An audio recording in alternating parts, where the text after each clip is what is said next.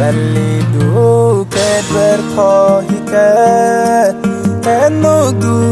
kerandu heno bi bailanyos Asyaka elwango bailaju guadin heno bi kofelike Heno du banwa Belidu berkohike Heno du kerandu heno bi bailanyos Asyaka elwango bailaju guadin heno bi kofelike Heno du banwa permidit permidit yang ni hebelaledu ke horam ngejide degir syamudewa ni tin sayan tin sadwe kekilan ni parti kekanje Keseng bener parani Aisyah Masai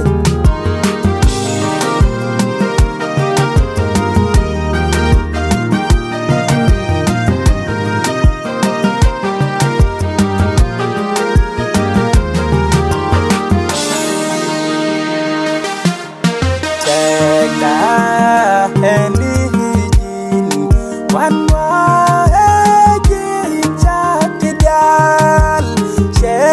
Sagejin elwango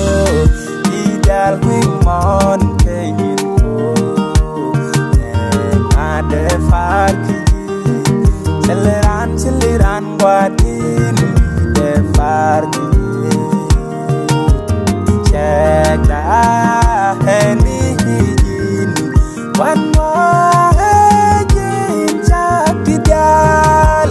ceng sagejin elwango idal wimon keinko ade farkiji celeran guadin de farkiji permidit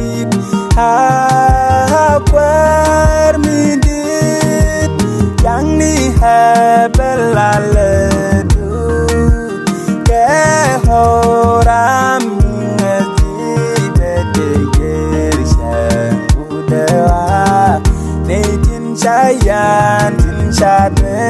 kekilan ni parti kekanje Keseng bener parani Aisyah Masai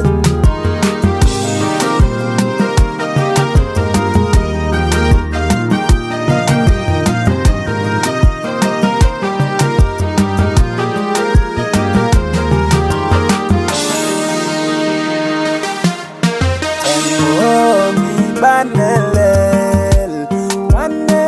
kashekan selegoy kan mahi sheshekaneno wanan seo shekonde meken dine jingila tengo mi banelel wane kashekan selegoy kan mahi sheshekaneno wanan seo shekonde meken dine jingila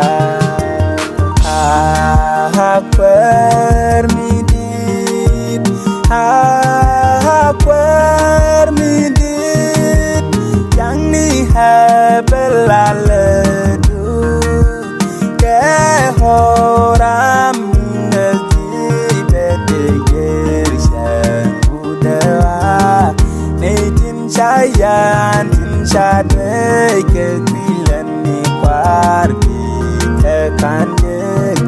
Keseng bener kwarani Aisha Masai